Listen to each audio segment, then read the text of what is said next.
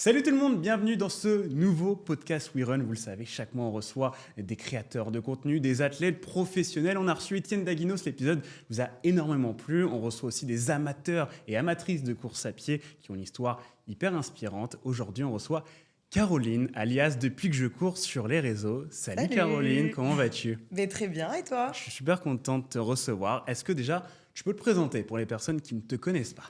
Du coup, je suis Caroline. Comme tu le disais, mon nom sur les réseaux sociaux, c'est Depuis que je cours. Et ça va faire 3 ans que je me suis mise à courir. Et assez vite, j'ai partagé mon expérience sur les réseaux. Ouais. Et voilà. Pourquoi ce nom déjà pour commencer? Je sais pas, c'est venu un peu naturellement et ça a fait sens tout de suite pour moi. Je me suis dit, c'est ce nom-là. Tu as à peu près 100 000 followers sur Insta au moment où on enregistre ce podcast. Pas encore. Peut-être le moment où l'épisode sortira, tu auras atteint les 100 000. Est-ce que tu te souviens de tes premiers posts? C'est des Oui. posts où tu t'es mis à la course, en tout cas des posts qui n'ont plus rien à voir avec maintenant. Comment est venu déjà cet amour pour la course à pied? Est-ce que tu te souviens de ces premiers posts? Oui, je me suis mise à courir en fait quand j'ai quitté mon ancien travail. Donc j'étais agent immobilier. Et je me suis retrouvée du coup sans activité, je m'ennuyais un peu, je déprimais. Ma mère m'a dit va marcher, va sortir, va courir. Je l'ai fait et ça a été le coup de foudre vraiment. Direct. Ouais. Et en fait du coup comme je suis quelqu'un d'assez je communique beaucoup etc. Du coup j'étais peut-être un peu trop expressive avec ma famille, donc ils en avaient un peu marre, ils me lâchaient des vues et tout sur les conversations dès que je parlais de course. Et je me suis dit je vais en parler à une communauté qui s'intéresse. Et voilà. T'avais chouette. un compte perso avant et là, tu as créé ce compte exprès? Oui, j'avais un compte perso, je pense comme beaucoup de gens Ouais. privés avec les gens du collège, du lycée, voilà. Et j'ai créé ce compte pour ça. Et je partageais vraiment de manière hyper spontanée. Je courais, je prenais une photo, je racontais ma course. Et comment ça a évolué ton contenu alors? Parce qu'au début, c'était que des posts photos, en tout cas les toutes premières publications. Longtemps, ça a été que des photos. C'était toujours comme ça, quoi. Je courais, je racontais ma course, je prenais une photo, c'était tout. Et après, j'ai commencé à faire un peu de vidéos, mais pas tant que ça. Et je me suis blessée, en fait. Donc là, j'avais un peu arrêté de publier parce que je trouvais pas trop de trucs à raconter. Et c'est quand j'ai repris où vraiment, là, c'est parti parce que j'étais beaucoup plus impliquée dans les vidéos, etc. Et ça a pris à ce moment-là. Ça a pris vachement avec un concept de vidéo qui marche très bien, ça s'appelle la tradition. Ouais. Est-ce que tu peux m'expliquer c'est quoi cette tradition? La tradition, à la base, ça n'en était pas une. Puisque du coup, je cours en fait le nombre de dizaines de milliers d'abonnés que j'ai. Donc 10 km pour 10 000 abonnés, 20 km, etc.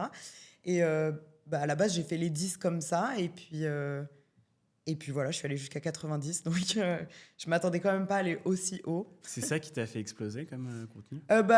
Ça, en tout cas, c'est des vidéos qui font beaucoup de vues. Donc c'est sûr qu'il y a eu beaucoup de gens qui sont venus via ça. Et puis je pense que les gens ont bien aimé ce concept aussi.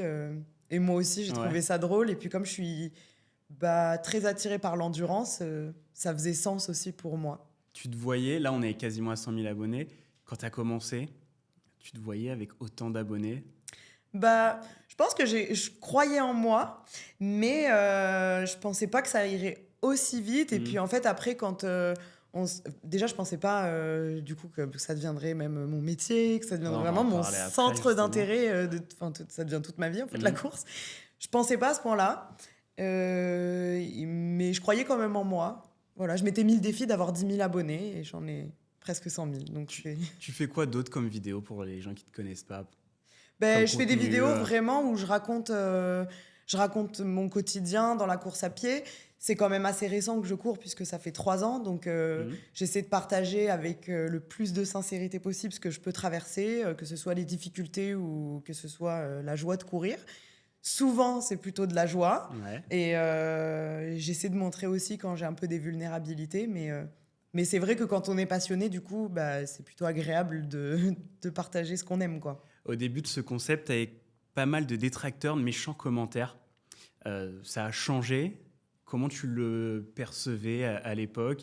Tu réponds des fois avec le sourire en smile en vidéo ou en story. Explique-moi ces méchants commentaires, comment tu l'as vécu? C'est arrivé, pour la tradition, c'est arrivé aux 50 km, où du coup, je sais pas pourquoi précisément sur cette vidéo, mais du coup, il y a eu énormément de commentaires qui disaient que j'avais pas fait les kilomètres et Que tu trichais, que je c'était trichais, que j'alternais en vélo, que je prenais la voiture. Enfin, il y a eu toutes les, les théories les plus farfelues du monde. Sur le coup, c'est vrai que ça m'a pas atteint personnellement, parce que moi, je sais ce que j'ai fait, mais ça m'a touchée forcément parce que déjà, il y avait un peu cette perte de contrôle d'un seul coup, de recevoir plein de commentaires, etc. Bah, on reste humain, donc du coup, on se pose des questions. Et c'est vrai que la toute première nuit où il y a eu énormément de commentaires comme ça, je me réveillais la nuit, je me disais, mais Ah, c'est tu l'as quoi le mal délire? vécu quand même un Ben, petit la peu. première nuit, en fait, ça m'a pas atteint, c'est-à-dire j'étais pas triste, je me remettais pas en question ou quoi, mais je me disais, mais ça va s'arrêter où, quand, comment? Et en fait, bah maintenant, en fait, les gens, s'ils me croient pas, ils me croient pas, quoi. Enfin, moi, je sais ce que je fais. Mhm. Et ça s'est arrêté là quand j'ai fait les 90 parce que Ouais. j'ai fait 80 sur une On va course en parler officielle. un Ouais. un petit peu après. Il y en a moins alors quand même Oui, mais après, qu'avant. je pense que ça va aussi avec, dans le sens, enfin, c'est le jeu. Et puis, dès qu'on atteint un certain niveau de vue, ça va avec, quoi. Voilà. Donc, les plus virulents, je les bloque. Ouais. Et puis, si, moi, je suis pas du tout contre quelqu'un qui a envie de donner son avis, même s'il est contraire à ce que je fais.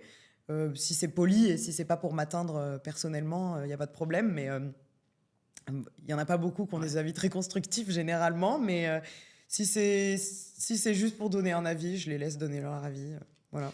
On est bientôt aux 100 000. Est-ce que tu as déjà une vidéo de prévue pour ce palier? Ben, j'avais normalement les 100 kilomètres, du coup. Ouais. Et Qu'est-ce qui puis, était prévu alors? bah, j'avais prévu de faire un événement, mais du coup, je le garde un peu secret. C'est encore en train tu vas pas me dire. d'organiser. Ok. Mais du coup, je vais pas pouvoir le faire, évidemment, puisque je suis blessée. Ouais, on va en parler. Dans mon idée, du coup, on se profile plus pour repousser ça en septembre et faire le nombre d'abonnés que j'aurai à ce moment-là. Donc ce serait, sans trop nous dire, un événement physique, ton premier événement physique, Oui, pas sur une course officielle? oui. Ok, Ouais, on voilà. n'en dit pas plus quoi. On n'en dit pas plus encore. On est le week-end du marathon. L'épisode sortira évidemment quelques jours après. Tu devais y participer, mais il s'est passé quelque chose. Oui. Qu'est-ce qui s'est passé? T'es Mais pas venue toute seule là? ouais, je suis venue avec ma botte, du Ouais. coup, que les abonnés ont appelé Usain Bot. Ouais. Et, Que t'as pimpé? oui, que j'ai pimpé, je sais pas si on la voit. Où je mettrai des images d'illustration et ceux qui nous écoutent en audio, allez voir la vidéo sur YouTube. Et en fait, bah, je me suis tordu la cheville et j'ai un décollement osseux. J'ai fait ça la semaine dernière en trail. Donc, bah, Douleur, voilà. grosse douleur. J'ai pas eu. Enfin, sur le coup, si j'ai eu mal, je ressens pas plus de douleur que ça. Après, du coup, comme j'ai une botte, je suis quand même hyper bien immobilisée. Ouais. Bah voilà, j'attends que ça passe et T'en as je vais pour te combien voir. de temps? Bah, 4 à 6 semaines. Ok. Là, ça fait déjà 1 semaine et 2 jours. Je trouve Voilà. que moi, tu le vis bien, en tout cas en vidéo là devant moi. T'as pas l'air dégoûté en tout cas de louper ce gros événement. Bah, je suis quand même contente parce que en fait, enfin, je suis pas contente d'être blessée évidemment, mais je suis contente parce que du coup, mon objectif principal, qui est le 90 km du marathon du Mont Blanc, Ouais, qui est le 27 juin, d'après médecin et kiné, je pourrais quand même, voilà, Oui, ouais. en renforçant énormément, on va trouver des solutions, mais Ouais. quand même prendre le départ. Et c'était vraiment ça mon objectif cette année. Donc c'est pour ça que je reste contente. Après, bah, forcément, j'ai été frustrée de ne pas pouvoir courir le marathon. Il y avait d'autres courses de prévues, etc. Mais j'ai quand même la chance, du coup, du fait d'être sur les réseaux sociaux, de pouvoir faire beaucoup de courses et tout. Donc, je sais que je vais revenir aussi. J'ai déjà eu l'expérience d'une blessure. Donc, je me dis qu'il faut attendre, il faut se concentrer, guérir correctement. Et puis, j'essaie aussi de partager, justement, qu'on peut vivre les blessures différemment. Et je trouve ça important bah, de partager que ça, c'est pas positif, évidemment, mais qu'on peut le vivre positivement. T'es là quand même ce week-end sur Paris. Pourquoi? T'es là pour encourager quelqu'un en Oui, particulier? bah, mon copain, du coup, qui court son 2e marathon. Ouais. Du coup, on avait prévu pas de le courir ensemble, mais de le courir tous les deux. Ouais. Donc là, je viens l'encourager. Donc c'est chouette aussi de vivre cette fête et de le vivre du côté supporter, puisque j'y suis pas souvent. Donc, Toi, tu l'as fait donc ton premier marathon de Paris l'année dernière. Comment ça s'est passé? Ta prépa, la veille de la course, le jour de la course, bah, l'après-course? tout était, je dirais pas idyllique, mais enfin presque. En tout cas, c'est le souvenir que j'en garde. Un peu comme les accouchements, les mamans elles disent Ouais. c'est merveilleux et tout. Ma prépa, ça avait été nickel. J'étais super sérieuse. J'avais raté vraiment très peu d'entraînement. J'avais une rigueur. Je pense que j'ai jamais été aussi rigoureuse de ma vie que pour ce premier marathon. Et puis Et puis le marathon en lui-même, c'était ultra intense en termes d'émotions. Il y avait mes proches qui étaient venus. J'étais aussi accompagnée par une marque et du coup qui me suivait, donc qui me filmait. Et tout ça, c'était tout nouveau pour moi, les réseaux et tout. Donc du coup, c'était... Ouais, j'en avais eu plein la vue et puis beaucoup, beaucoup, beaucoup d'émotions.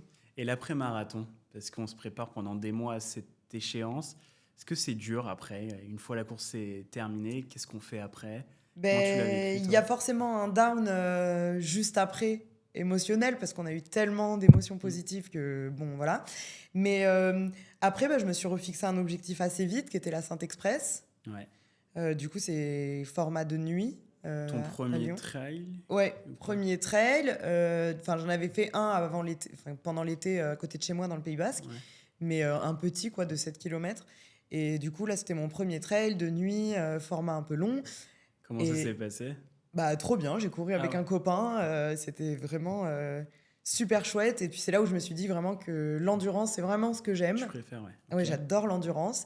Et du coup, moi, je me sentais vraiment super bien. Donc, Tu peux nous expliquer un petit peu cette course pour ceux qui ne connaissent pas? Ça a lieu de nuit, il fait froid à oui. ce moment de l'année. Après, nous, on a eu de la chance. J'estime que c'était de la chance, du coup, mais il faisait pas si froid que ça. Ouais, Ouais, et du coup, j'avais même trop chaud, parce que moi, j'avais prévu qu'il fasse super froid. Et donc, c'est un format de 45 km, et il y avait environ 1200 de dénivelé, je crois, si je dis pas de bêtises. Il y a l'Express, comme tu as fait, mais il y a la Saint-Élion qui fait le double. Oui, c'est quoi? Il y a Lyon, 80? il y a Saint-Élion qui fait un peu plus de 80, et il y a Lyon-Saint-Élion, et là, c'est 160, 170, je sais plus. Donc, ton prochain objectif, alors, c'est le marathon du Mont Blanc. Oui. En juin. Donc, c'est une grosse course, ça. c'est un très gros objectif. Mais j'ai eu la chance d'être invitée par MX3 Nutrition, qui m'accompagne du coup au niveau de ma nutrition. Et c'est vrai que quand on m'a proposé, il y avait plusieurs distances. Et je me suis dit, bon, on n'a qu'une vie, Caro. Je me lance. C'est vrai que c'est hyper ambitieux, mais je pense que j'ai quand même de l'ambition. Et puis, voilà, j'y vais, quoi. Et donc, je me suis inscrite. Maintenant, c'est vrai qu'avec la botte, là, ça remet pas en question le départ. T'as mais le temps ça... quand même, hein. Ouais, du coup, tu t'entraînais pour le marathon, donc tu as quand même une prépa, tu commences pas de zéro. Non, je recommence pas de zéro, mais c'est sûr que là, ça va me faire perdre beaucoup musculairement, etc. Mais c'est du coup un défi dans le défi. Tu peux faire autre chose? Non, tu peux pas faire de vélo ou... Non, je peux pas faire de vélo, mais je peux faire du renfort du corps. Voilà, faut que j'y aille doucement là, puisque c'est quand même super récent. Mais je peux faire tout le renfort du corps assise. C'est autorisé. Tu me parlais de la marque de nutrition qui t'accompagne. Je trouve que tu fais pas énormément de placement de produits. Est-ce que c'est... Je pense que tu es beaucoup sollicitée en tant que créatrice de contenu à 100 000 abonnés quasiment. Est-ce que c'est un choix de ta part? Je compare à d'autres créateurs de contenu. J'essaie en tout cas d'avoir la ligne éditoriale la plus lisse possible, pour pas non plus polluer les gens avec ça. Évidemment, je refuse beaucoup de choses, beaucoup, même des choses rémunérées. Voilà. Déjà, si le produit m'intéresse pas plus que ça, ou je vais pas en avoir l'utilité, j'accepte pas. Et j'essaie aussi de plutôt me concentrer sur des projets un petit peu plus long terme, ou qui vont être peut-être moins pub, entre guillemets, pour que ce soit intéressant aussi pour tout le monde. Tu as une marque qui te suit sur toute l'année ou pas? J'ai pas de marque qui me suit sur toute l'année. Là, je suis accompagnée par ASICS et MX3 Nutrition pour le marathon du Mont Blanc. Ouais. Et donc, j'aime bien fonctionner comme ça aussi, puisque du coup, c'est plus agréable pour moi, c'est plus agréable pour les gens qui me regardent. Et puis, ça permet aussi d'avoir un recul un peu plus important sur la marque avec qui je travaille. Toi, tu vis de l'influence, tu as un métier à côté. Comment ça se passe? Je vis de l'influence, Tu vis de l'influence. Depuis 1 an. Depuis 1 an, ok. Comment ça se passe, sans me dire évidemment combien tu gagnes, mais c'est les marques comme ASICS, c'est des rémunérations par mois, par événement, par placement de produits, par story. Comment ça se passe? Ça dépend, il y a plusieurs modes de fonctionnement. Il y a ce qu'on voit, les codes promo, les liens d'affiliation. Ça, c'est du coup quand il y a écrit lien affilié, généralement, enfin, c'est pas généralement, on gagne de l'argent dessus sur les produits qu'on présente. Ça, pour le coup, par exemple, moi, je suis en collaboration à l'année avec Campus Coach aussi. Ouais. C'est le cas. Et puis, pour ceux qui ne connaissent pas Campus... c'est des plans d'entraînement personnalisés. Moi, c'est les plans que j'utilise depuis quasiment 2 ans. Qui sont partenaires du Marathon de Paris, beaucoup l'utilisent. Voilà, et pour moi, ils ont des valeurs que j'apprécie beaucoup. Leurs plans sont vraiment progressifs, donc j'aime beaucoup ça aussi. On n'est pas dans le dur de se faire mal. Enfin, voilà, c'est réussir sa course, bien finir, être en forme. Moi, j'apprécie ça aussi. Et puis après, sinon, les rémunérations, il va y avoir un peu des one-shot, du coup, des produits qu'on va essayer une fois et on va les présenter. Et sinon, sur du un peu plus long, présenter des gammes de produits. C'est quoi une journée type pour toi? Est-ce qu'il y en a une? Ou une semaine type? Il n'y a pas vraiment de journée type. Ça dépend vraiment s'il y a des courses, pas de courses. Mais en règle générale, j'essaie de rester assez spontanée. Donc, ça va être aller courir. Et de ça va découler aussi mon contenu. J'essaie de rester le plus possible justement dans cette spontanéité. Et du coup, pas prévoir beaucoup mes contenus à l'avance. Ouais. Donc, c'est quelque chose qui me tient à cœur. Et je pense que c'est là où je suis meilleure en étant naturelle aussi. Comment ça se passe ton contenu? Tu as du contenu d'avance? Tu le fais jour pour jour? Comment ça se passe? Est-ce que tu as un planning? Est-ce que tu publies tous les jours? Non, ça dépend vraiment. Je suis vraiment spontanée et parfois même je tourne des vidéos, j'ai des séquences et puis je monte jamais la vidéo. Voilà, je me dis bon bah non, celle-là je le fais pas, voilà. Donc ça dépend. Mais je prévois pas beaucoup, à moins que ce soit des collaborations où évidemment c'est prévu, mais je prévois rarement mes contenus à l'avance.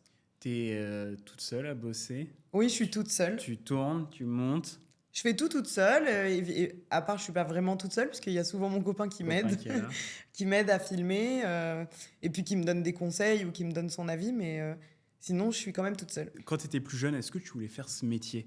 Tu étais agent immobilier avant. Comment t'es arrivé un petit peu là dans l'influence? C'est vraiment un hasard? C'était une envie, une volonté de ta part?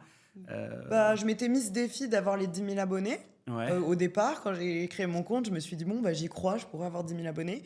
Et puis après, rapidement, j'ai été contactée par des marques. Mais à la base, c'était pas l'ambition de gagner de l'argent? Non. Pas forcément. Mais quand je me suis... moi, en fait, avec mon copain, après, on a déménagé dans le sud. J'habitais à Paris. On a déménagé dans le sud. Et puis, je me suis dit, je vais reprendre mon travail d'agent immobilier. Ouais. Et en fait, je me suis dit, bon, je me laisse quelques mois encore au chômage et voir si jamais je gagne de l'argent, puisque j'avais déjà des abonnés. Ouais. Et puis, en fait, du coup, j'ai jamais repris. Et tu regrettes pas? Non, parce que je suis hyper libre. Ouais. Ça, c'est vraiment un vrai luxe, de pouvoir travailler d'où on veut et puis de vivre de sa passion aussi, puisque du coup, courir, ça fait partie de mes journées, entre guillemets, de travail, même si je considère pas ça comme ça. Mais il y a aussi, je pense, il y a beaucoup de gens qui veulent se lancer dans l'influence, mais il y a aussi des mauvais côtés, comme tous les métiers. Et c'est vrai que c'est très prenant et on est rarement sur off. Donc, c'est quoi les mauvais côtés, justement? Je pense que c'est un peu ça. Déjà, le fait de bien délimiter la vie pro et vie perso, c'est un peu compliqué parfois. Et puis, ça prend beaucoup de place, en fait. Et puis, il n'y a pas de jour de repos comme un boulot classique où on va se dire c'est le week-end. On va se reposer, en fait. Non, parce qu'il y a des courses, parce qu'on se déplace, parce que voilà... par exemple, en février, je suis venue chez moi 4 jours, donc c'est pas beaucoup. J'étais en déplacement à droite à gauche, donc je vivais des choses super. Mais c'est vrai que j'essaie de trouver le bon équilibre parce que mon compte est monté assez vite, donc du coup, il faut s'adapter, se réadapter, trouver un équilibre de vie en fait. Et c'est vrai que parfois, ça peut être un peu compliqué et je pense qu'il faut faire attention quand même mentalement à pas se surcharger. Est-ce que mentalement, c'est compliqué des fois quand tu fais des vidéos? Tu prends du temps à faire du montage, peut-être un peu plus de temps que certaines vidéos, et tu vois que ça marche pas. Est-ce que ça te touche, ou plus maintenant? Avant, ça pouvait me toucher, ou je pouvais peut-être me dévaloriser en me disant c'est trop nul, ou je me posais des questions en me disant pourquoi celui-ci, les gens vont pas l'aimer. Maintenant, j'ai la chance quand même d'avoir des contenus qui fonctionnent généralement bien. Donc voilà, mais quand ça arrive, je me dis c'est le jeu. Hein. C'est le jeu. Ouais. On peut pas toujours avoir des vues, quoi. Et puis il y a aussi, à force d'analyser mon contenu, etc., je me rends compte aussi qu'il y a des données en fait un peu extérieures. Type c'est Noël, tout le monde s'en fout des réseaux. Week-end où il a plu pendant une semaine, d'un coup il fait super beau, on poste, ça marche pas parce que les gens font autre chose en fait. Et tant mieux. C'est quoi une semaine type d'entraînement pour toi? Moi, je vais Avant m'entraîner... ta blessure. Ouais, avant ma blessure. Moi, je m'entraîne 4 à 5 fois par semaine. Ok. Voilà, je fais énormément d'endurance, de travail en endurance fondamentale. Et de plus en plus, j'essaie d'aller en montagne. Moi, j'habite dans les Landes et il y a le Pays Basque à côté. Donc, j'essaie d'aller le plus possible m'entraîner en montagne. Et après, j'essaie d'aller à la musculation. Faire du renfort. Faire du renfort. Enfin, j'essaie de faire 2 séances de muscu et faire du renfort. Mais c'est un peu plus compliqué d'être régulière là-dessus. Comme pas mal de Déjà, gens. 5 séances, c'est pas mal. Ouais, mais c'est pour ça que je dis 4 à 5 parce que j'essaie d'être vraiment à mon écoute. Et puis, s'il y a des fois, j'ai pas envie, peu importe les raisons, ou si j'ai pas le temps, je me laisse l'opportunité. Et en général, tu cours toute seule, avec ton copain, avec des potes Ça dépend. Je cours beaucoup toute seule. Mon copain, il peut venir avec moi aussi, mais souvent, je cours toute seule. Vous courez à la même allure ou pas? Là, il a progressé. Il a progressé, donc maintenant, il m'attend un peu, mais voilà, donc il faut que je reprogresse. J'aimerais bien qu'on parle de ta dernière course, ta dernière grosse course. C'était l'Eco-Trail de Paris, à 80 km, mais tu n'as pas fait comme tout le monde, tu as rajouté 10 de plus. Parle-moi de cette course incroyable où il y a une ambiance de malade, sauf à la fin, il s'est passé, c'était pas l'arrivée comme prévu. Tu peux m'en parler un petit peu? En fait, c'est une course qui fait 83 km, j'en ai rajouté 7.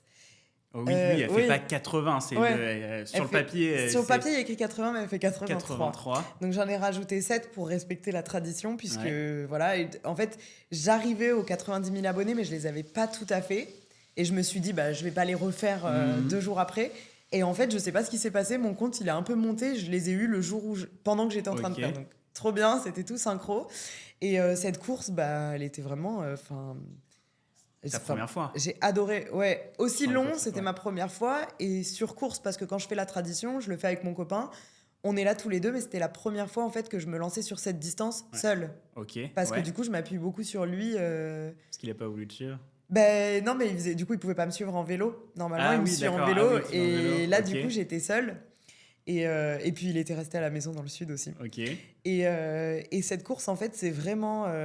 si je devais en ressortir un truc, c'est que je me suis dit, je me sens vraiment à ma place dans la longue distance, en fait.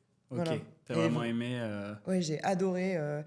Même, il y a eu beaucoup d'orages, il y avait des éclairs. Moi, c'était trop bien. Enfin, Parce que moi, j'ai vu l'arrivée à la Tour Eiffel des premiers à 17h30 et on a vu un orage. Et on a pensé à vous.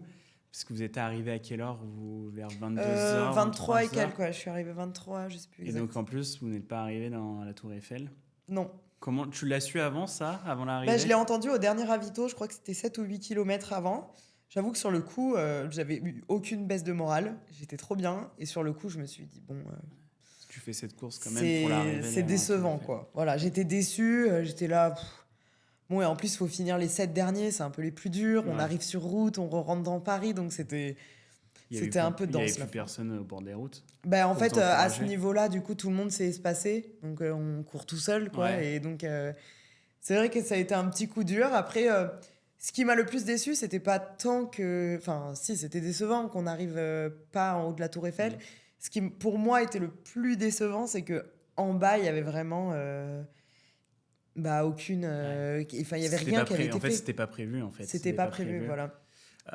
Donc, c'était vraiment décevant. Tu as fait beaucoup de courses de 10 km, de semi aussi. Oui. Si tu devais en retenir qu'un, avec l'ambiance, le parcours, un mix de tout. Si je devais en retenir qu'un, c'est difficile comme question. Une course surcotée et sous-cotée, on va faire les deux. Ah il y a une course que j'aime particulièrement, c'est les 20 km de Paris. En octobre, mi-octobre. Oui, en octobre. Et c'est vrai que pour ma première blessure, j'avais été blessée 7 mois, j'avais eu un œdème osseux au genou. Et c'était la première course un peu plus longue que je faisais. Donc je me souviens que j'avais été particulièrement fière, puisque je ne pouvais même plus marcher à ce moment-là. Donc j'avais été particulièrement fière de celle-ci. Et c'est une course que j'aime aussi parce que je trouve que l'orga, en fait, se décarcasse vraiment pour créer un univers. Il y a toujours... Il y a une super ambiance. Il y a une super ambiance, mais au-delà de ça, il y a le thème de la danse, mais tout va être... Enfin, ils sont dans les détails, ils vont dans le projet pour que le thème soit vraiment Ouais, qui fasse partie de Donc notre course, quoi. ta course préférée, en tout cas, C'est une course que j'apprécie beaucoup. Tu le refais cette année? Oui, Ouais. je pense que je vais y aller, ouais. Et une course surcotée? Surcotée, je sais pas trop. Moi, j'en ai une. Hein. C'est laquelle? 10 km de la Tour Eiffel. Ah, j'ai jamais fait. Le niveau organisation, c'était pas terrible. Ah oui, c'était Sonic, c'était celle-ci? Ouais, c'est ouais. ça. Ah oui. Est-ce que t'en as une, toi? Non, je vois Ou pas, je t'as un passe peu toujours des moins bons aimé, moments.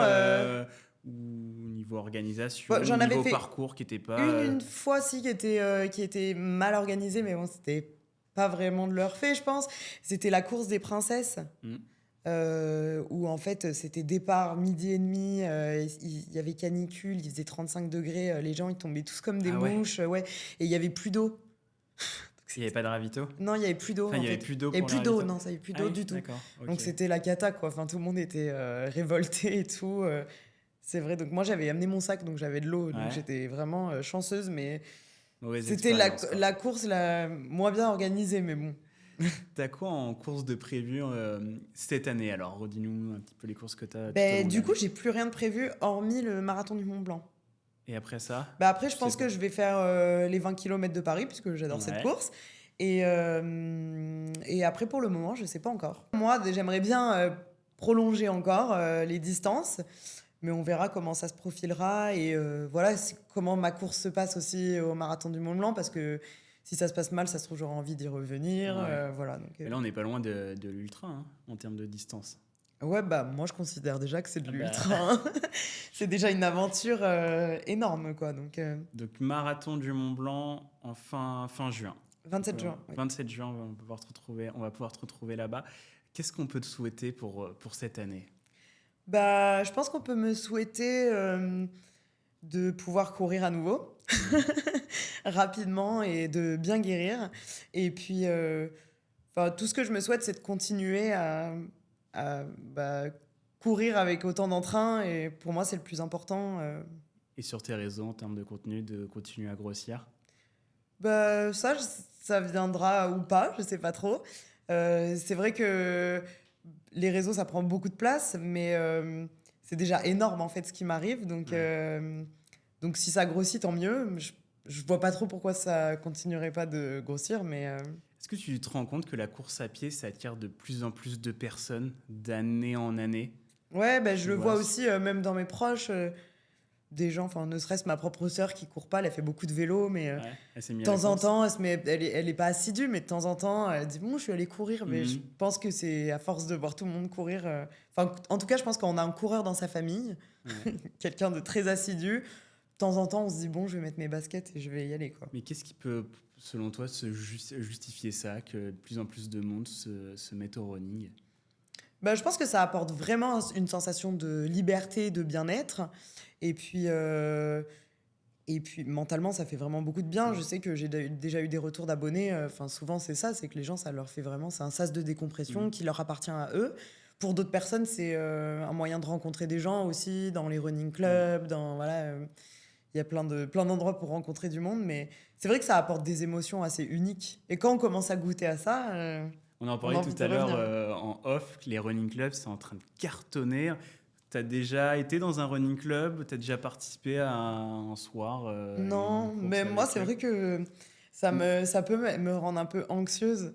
Parce que déjà d'arriver qu'il y ait plein de gens qu'on ne connaît pas et que potentiellement eux me connaissent. Ouais. Ça m'angoisse un peu. Et après, aussi, les gens, ils courent super vite, quoi. Moi, par contre, j'ai testé le club d'athlétisme. Et j'y suis jamais retournée parce que les gens ils couraient beaucoup trop vite pour moi. Je me suis dit je vais me blesser en 2 séances. Mais pourquoi tu pourrais pas créer toi ton running club? Tu cours moins à ton allure. Ça t'intéresse? C'est un truc qui pourrait t'intéresser? Non, j'ai déjà fait des runs collectifs autour de chez moi et tout. Ouais. Mais ça s'apparente un peu du coup, mais c'était pas un running club. Je pense qu'il y a déjà énormément de running clubs et pour le moment c'est pas du tout mon problème. C'est pas du tout ton envie. Non. Est-ce qu'il y a d'autres projets qui vont sortir dans les prochains mois? Pas spécialement. Pas spécialement? Non, pas spécialement de projets à venir. C'est vrai que j'aurai la chance, du coup, comme j'ai de la visibilité, de créer des choses et tout. Pour le moment, je ne l'ai pas encore fait, puisque c'est vrai que comme je te le disais tout à l'heure, ça a augmenté assez vite. Et donc, il y a quand même déjà toute une adaptation et une organisation à trouver. Donc déjà, je suis encore un peu là-dessus. Qu'est-ce qu'ils en pensent, tes proches? Ils arrivent à se rendre compte que 100 000 personnes qui te suivent, que c'est quasiment 100 000 personnes qui te suivent, c'est énorme. Ils ont peur pour toi? Tu étais avec ta mère au salon hier? Oui. Il y a des gens qui t'ont reconnu, ça fait bizarre. Ma mère, au début, elle me disait « Mais Caro, faut trouver un métier, c'est pas un métier et tout. » Bon, maintenant, ça s'est intégré. Ouais. Elle a compris que c'était mon métier. Mais c'est plus... Non, l'autre fois, si, elle m'a dit, quand il y a eu des haters, elle m'a dit « Oh, arrête de leur répondre, on sait jamais ce qui peut t'arriver. Ouais. » Voilà, c'est le côté un peu maman qui protège. Maintenant, je pense que tout le monde est content pour moi. Je pense que c'est compliqué de se rendre compte, même pour moi. Parce que c'est difficilement quantifiable, 100 000 personnes. Mais on s'en rend compte sur les courses, en fait, sur les événements. Qu'on te reconnaît. Ouais. Et donc, quand mes proches m'accompagnent, c'est vrai que, par exemple, une fois, ma demi-sœur, on a couru ensemble. À la fin, elle m'a dit « Mais c'est dingue, le nombre de gens qui t'ont reconnu sur la course. » Moi, du coup, je m'y attendais. Elle s'y attendait pas. Voilà. Après, les gens, ils le vivent une fois, ils le savent. Et puis, il y a juste ma mère, une fois, qui m'avait dit... Elle m'avait fait rire parce qu'elle m'avait dit « Oui...